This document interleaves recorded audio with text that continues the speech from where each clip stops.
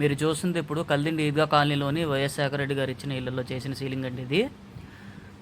అయితే మ్యాటర్ ఏంటంటే ఇది రేక్ షెడ్ పైన అండి, కింద 2 బెడ్రూమ్లు హాలు సేమ్ టు సేమ్ పైన కూడా కట్టించారు రెంట్ పర్పస్ కోసం.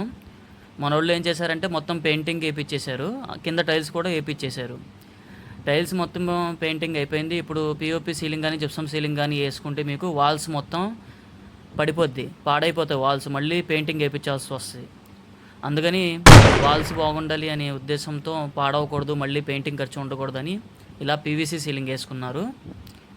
మొత్తం మీకు 2 బెడ్రూమ్లు హాల్లో ఇలా సెట్ చేసాం.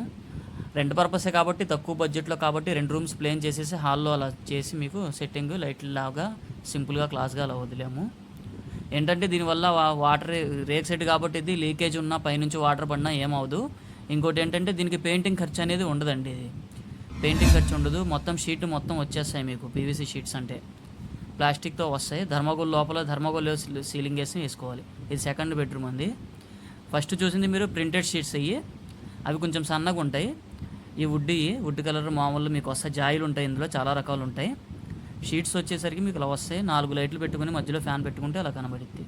ఈ షీట్ మేము ఇప్పుడు వేసిన కలర్ అండి అది.